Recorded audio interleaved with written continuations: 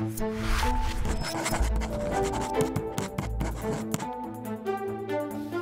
was thinking, maybe Cuomo ought to take crisis management lessons from the Governor Abbott playbook. The Texas Neanderthal, as his thinking was rightfully described by the president, I believe that was too polite for my taste. Neanderthal, that suggests that he's ditching masks and any mitigation because he doesn't know any better, if only. First off, this is not Abbott's first rodeo on the dumbass ride. If you remember last spring, he took the courageous position of telling Texans that COVID wasn't so bad and that medicine and science didn't really play in the Lone Star State.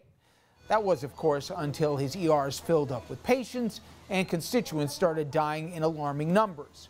Magically, he then suddenly embraced mitigation, and unsurprisingly, the numbers became more manageable. But I guess that was then, and this is now.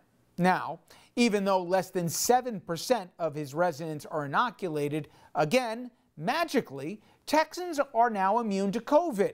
This fantastical idiocy, it of course has nothing to do with science, but instead the oldest political trick.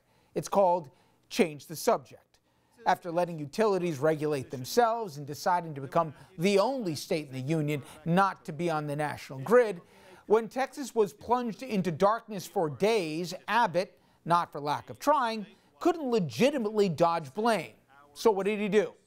Instead, he decides, well, let's risk lives again, and let's replace responsibility with gutless pandering.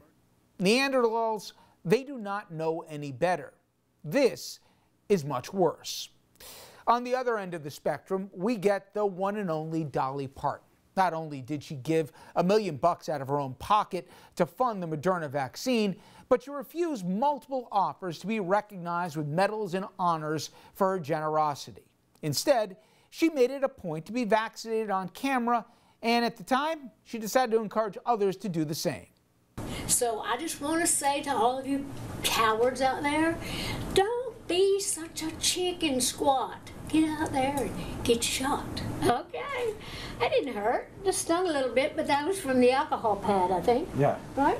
Okay. All right. Should we put a Band-Aid? No. Mess up my beauty mark? Okay. I'm joking. You do what you gotta do. I don't want blood on my clothes.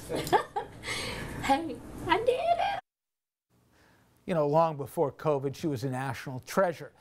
That's not exactly the same description I'd use for another person who was apparently inoculated last month and surprisingly kept it under wraps. That stranger is the Donald. For reasons still beyond me, the man who famously called COVID a hoax, promised it would disappear last spring, and then decided after the scientists created the vaccine to take credit for it, he instead chose to tell no one he got his shots before he left office.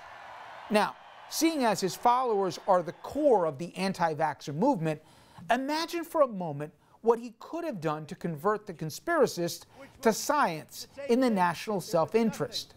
But unlike Dolly, who believes in generosity and country, Trump, like Abbott, cannot imagine ever putting the people first. All right, when we come back, ABC News political director Rick Klein, he joins us from the latest on Capitol Hill, including those explosive hearings about the January 6th riot and the very latest when it comes to the COVID relief bill negotiations.